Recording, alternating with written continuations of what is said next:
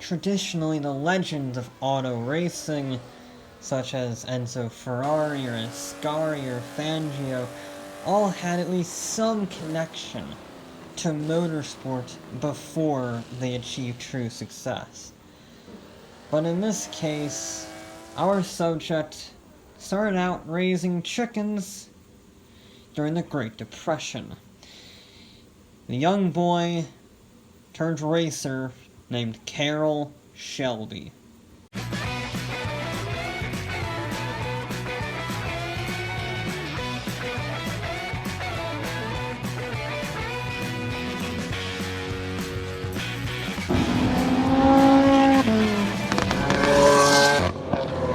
Carroll Shelby was born on January 11th, 1923 in rural Texas.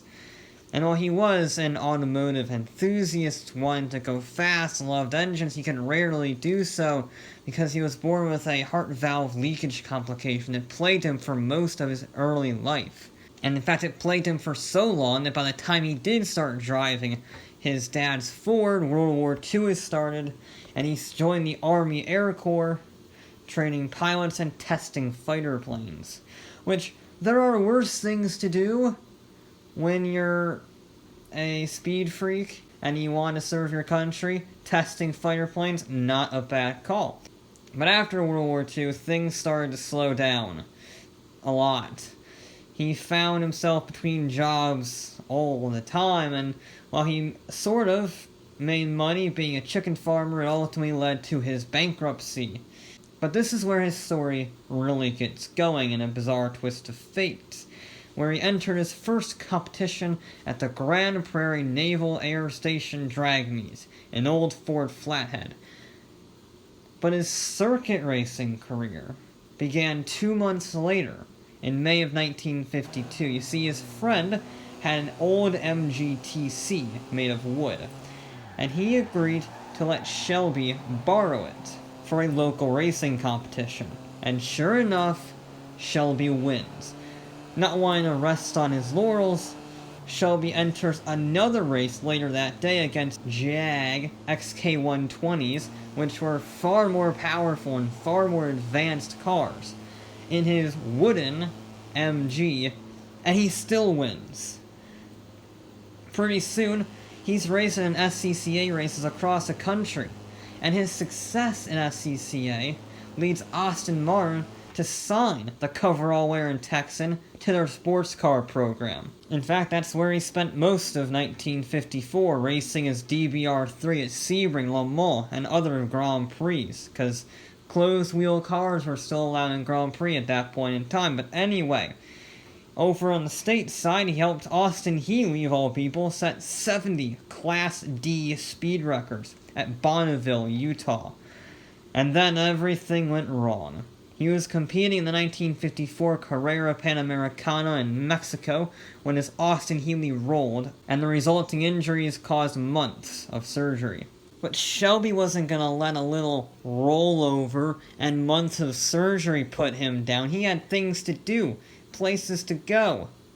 So he got back in the saddle and was so good at racing, he won Sports Illustrated's Driver of the Year twice in a row. It was so good that he got offered a seat at Scuderia Ferrari. Now, 9.9 times out of 10, a driver would have cut off their own fingers to get behind the wheel of a Ferrari. But in a shocking move, he refused, citing Enzo's lack of humanity, because Enzo built incredibly unreliable cars, just like the great Colin Chapman. But unlike Colin Chapman, when a driver died because his car disintegrated underneath him, Enzo wasn't as sympathetic and simply said that he was a driver, you should understand the risk. Now where's my next one? Shelby wasn't having that. So, he refused Ferrari's offer and went back to Aston Martin in 1957, and 2 years later, that partnership won the 24 Hours of Le Mans outright, with Roy Salvadori as his co-driver in the legendary DBR1. Winning the 24 Hours of Le Mans outright opens up a lot of doors, right? Yes, but he couldn't turn the handle You see, his heart problems from his early years had come back into play, and they were so bad that he had to take nitroglycerin pills during the race. In the end, he competed in and won his last race in 1960, driving a Maserati Birdcage at the LA Times Sports Car Grand Prix. And while that secured him the USAC driver's title, it also secured his retirement. His racing career was done. So he thought, well, I won Le Mans as a driver. What if I won it as a constructor?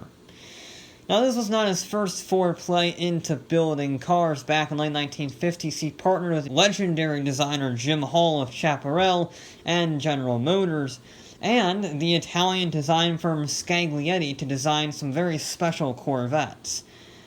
Only 3 of these Scaglietti Corvettes were made before GM executives axed the idea. Apparently they didn't think that European styling worked with American muscle, but they would be proven wrong. You see, just as Shelby was thinking that this European styling mixed with American brute power would never get off the ground, AC called, because they had just lost their 6-cylinder engine supplier for their Ace sports car. But Ford was game. And this meant that Shelby now had an engine for his chassis. And in less than 8 months, CSX 2000 was ready for the New York Auto Show. Now all it needed was a name. Luckily, in the middle of the night, while Shelby was asleep, a dream gave him the word Cobra. And naming your car after a venomous snake with an awesome hood works perfectly for the 289 V8 shoved in the AC Ace body. It looked amazing. It had the V8 rumble, and it was fast. In 1964, the stats were unheard of. 0 to 60 in under 6 seconds. The Cobra blew everyone away. The auto industry had not seen anything like it. In today's money, it cost less than 30 grand. Now, I already mentioned the full story of the Cobra in my Viper video. However, I believe the 427 is the ultimate epiphany of it, with a 7-liter Le Mans source V8, making 485 horsepower in a 2,500-pound car. It held the production car 0 to 60 record for 20 years. 0 to 60 in 4.3 seconds is as fast as a modern-day Mustang. And this was in 1965. It could do 0 to 100 to 0 in under 15 seconds. If you wanted one of the 31 ever made, nowadays they will cost you over $1 million. Unless you want Shelby's, which had 2 superchargers bolted on for 800 horsepower, because that will go for over $4 million. FYI. This car was a beast, and Shelby knew that. And when you have such a fast car, you kind of have to take it motor racing. It's almost a requirement. Over here in the States, it was unbeatable. In SCCA competition, factory driver Ken Miles once lapped the Corvette Stingray, went into the pits for a quick drink, no tire change, no fuel, just a little sip of tea, got back in the car, re-lapped the Corvette, and finished second behind another Cobra. Over in Europe, though, Shelby had a much higher objective than some SCCA class titles. The Manufacturers' Championship of the FIA. But there was a problem. In order to compete in the championship, you had to build at least 100 cars a year. And Shelby had built a whopping 8 due to production issues. So he simply submitted 92 other VIN numbers and called it good. But there was another problem. Sort of the Breaking Bad situation. There's always something going wrong. And in this one, it was the circuits. The tracks in the US were very, very twisty. I know it's weird to think, but we had a very technical track like the Horseshoe Mile, Lime Rock, just to name a few. But the tracks in Europe were very, very fast, with speeds reaching over 150 miles an hour, sometimes pushing 190 at Le Mans. And the Cobra, well, it was not exactly aerodynamic. The front grille, which looks amazing, also traps air immensely. And against Jaguars and Ferraris, it was like a regular family saloon. And this is where designer Pete Brock comes in, who completely tore the body off, put a brand new aerodynamic shell on it, and called it the Daytona Coupe. With the new aerodynamics, Shelby sends in the GT class at Le Mans in 1964, wins his class with a 4th place overall finish, and humiliates the 250 GTO. I love the 250 GTO. It's one of the best cars made in the history of Italy. But it's got nothing on the Shelby Daytona. And the Daytona would later go on to become the first American manufacturer to win the FIA championship. But there was another person at Le Mans who noticed the Daytona beating Ferrari. And this person was Henry Ford II. They were working on their GT40 program. And their Lola partnership in 1964 was not exactly going to plan. So they kicked Lola off the project and hired Shelby American. Sure enough, by the end of 1969, the Mark II and the Mark IV GT40s would go on to win Le Mans 4 times in a row, and the only American manufacturer to ever win. And that's not where the Shelby partnership with Ford ends. They had a very busy road car partnership. I can imagine the 1960s garage was very busy at Shelby American because they had to work with the Cobra, the Daytona Coupe, the GT40, and the Mustang. You see, Lee Iacocca wanted a Ford to beat the Corvettes, not just a Ford-powered car.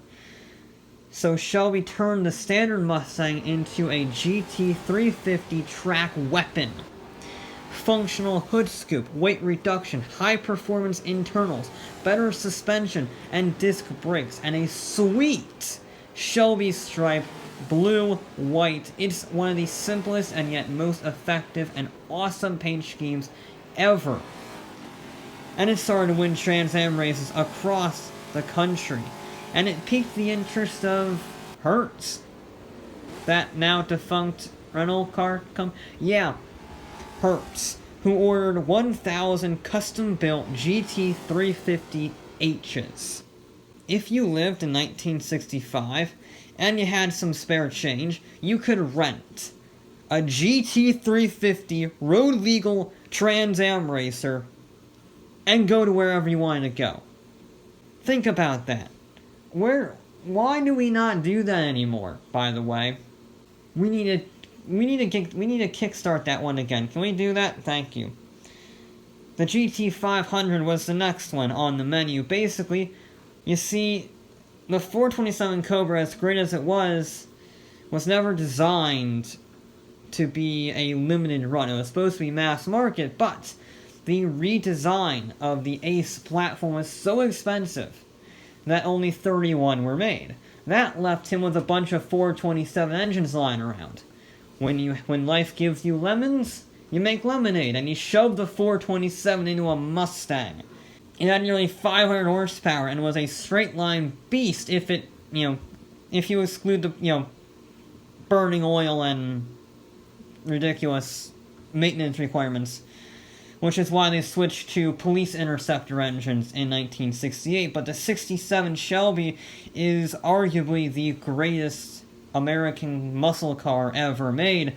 I love the Chevelle, I love the Camaro, I love the old Charger, but nothing screams classic American styling with ridiculous horsepower like the 67 Shelby Mustang. But like all of American auto industries, by the 1970s, Shelby American was in a bad spot. The Ford partnership had become more and more toxic, sales were slumping, and cars were getting more regulated. Therefore, in December of 1969, Shelby Auto Racing closes its doors, and Carroll retires to Africa to sell...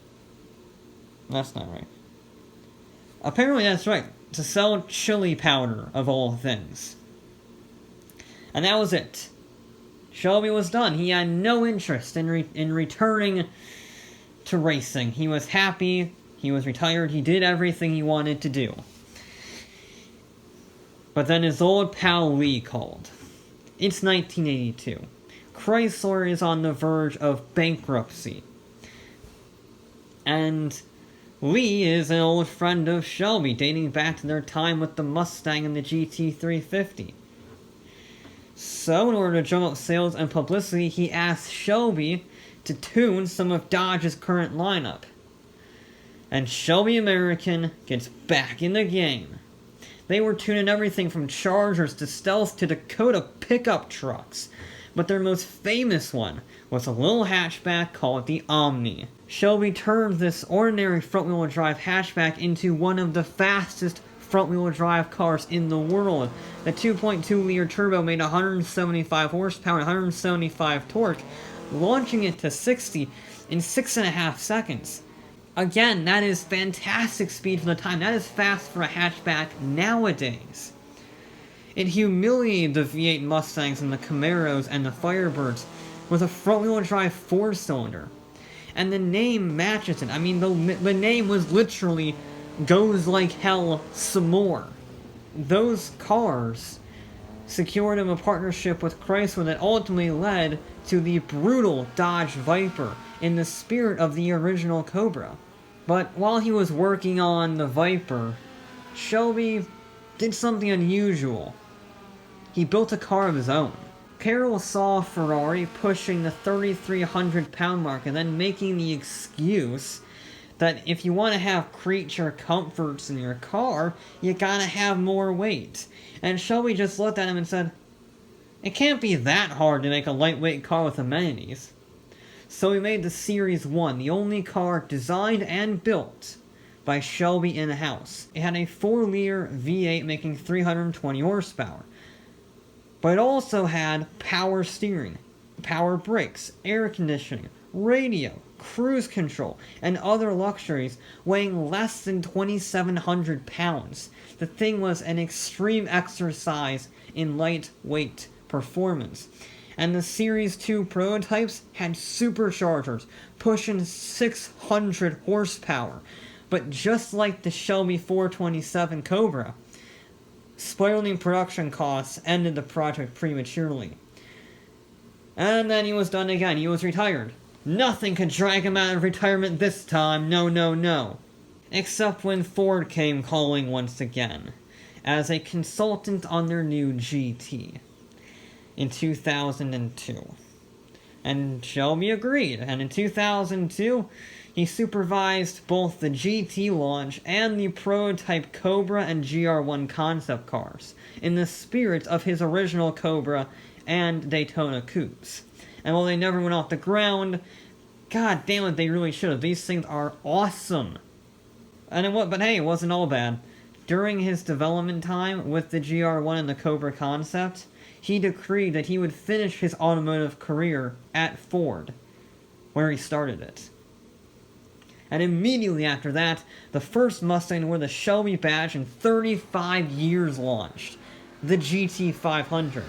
It was a 500 horsepower, rear-wheel drive V8 Mustang, the likes of which we had not seen since 1970. It was amazing, and the Ford-Shelby partnership launched a whole host of new cars like the Shelby GT, the GTH, the KR, and other convertible versions.